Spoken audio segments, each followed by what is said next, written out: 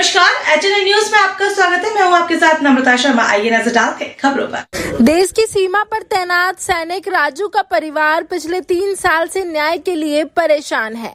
सैनिक के भाई दीपक कुमार अहिरवार की शादी भोपाल निवासी वंदना परमार से हुई थी, लेकिन शादी के 8 दिन बाद ही वो घर छोड़ के चली गई। परिवार का आरोप है कि बाद में सामाजिक तौर पर तलाक हो गया और शादी का सामान भी लौटा दिया।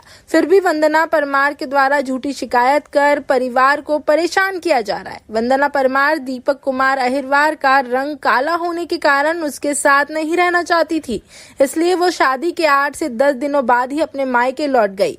इस मामले पर कार्रवाई नहीं होने से आहत सैनिक राजू राजधानी भोपाल पहुंचकर अधिकारियों से न्याय की गुहार लगाई। मैं इंडियन आर्मी में इलेक्ट्रॉनिक्स एंड मैकेनिकल इंजीनियर की पोस्ट पर हूं और नायब सूबेदार रैंक पर हूं। राजू भाई, आज आप भोपाल में पत्रकार वार्ता कर रहे हैं, क्या मामला है? तो पत्रकार वार्ता का साहब मेन उद्देश्य है कि मैं नवंबर 2024 से मैं न्याय के लिए भटक रहा हूँ भोपाल की सड़कों पर, और मुझे एक्चुअल में न्याय नहीं मिल पाया है।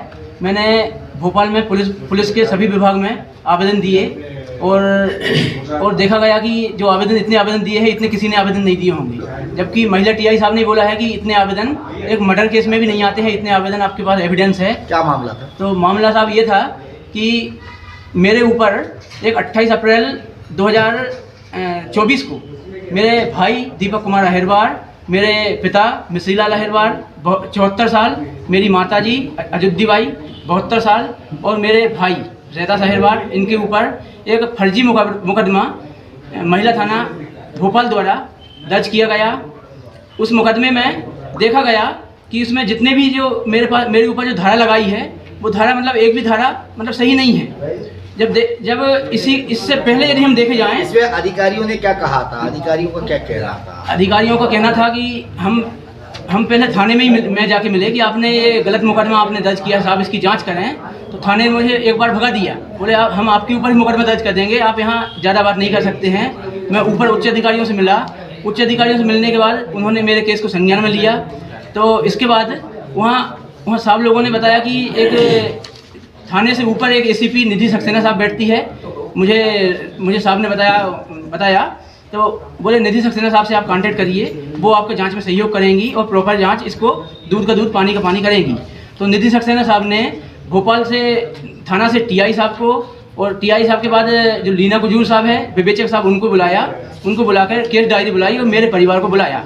मेरे परिवार के द्वारा सारे एविडेंस दिए गए।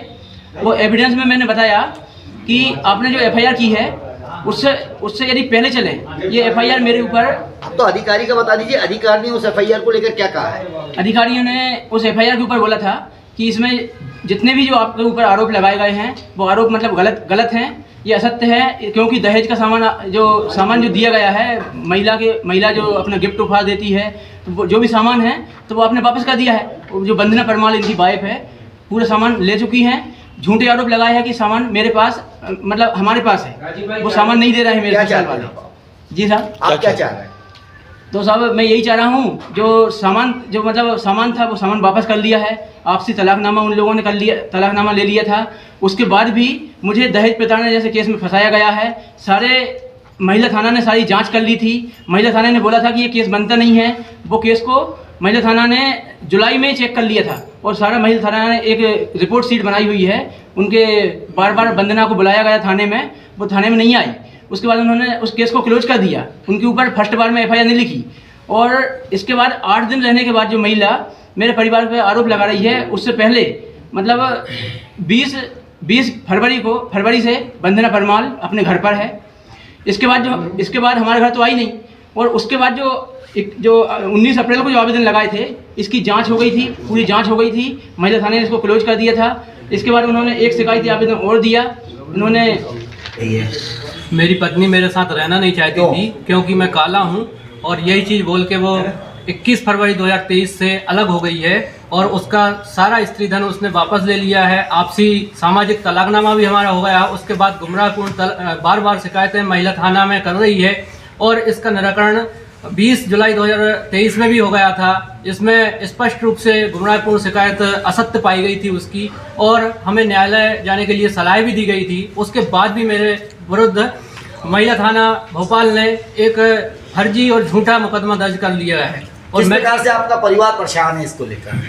मेरा परिवार इसलिए और परेशान है कि जैसा वंदना कहती गई उसके हिसाब से हम चलते गए और हमने आपसी सामाजिक तलाकनामा ले लिया। उसके बाद उनका स्त्री धन वापस कर दिया। उसके बाद भी गुमराहपूर्ण शिकायतें कर रही है और मुझे और मेरे माता पिता और भाई को षड्यंत्र पूर्वक फंसाया जा रहा है। मैं चाहता हूं कि मुझे न्याय मिले और मैं चाहता हूं कि मेरे परिवार को इस प्रकार परेशान प्रताड़ित किया जा रहा है उससे मुक्ति मिल सके। और इस मध्य प्रदेश सरकार से मेरा निवेदन है कि मुझे न्याय मिल जाए। इसलिए जो भी पुरुष वर्ग है आत्महत्या कर रहे हैं, मैं यही प्रार्थना कर रहा हूँ मुझे जल्द से जल्द न्याय दिया जाए। बहुत धन्यवाद।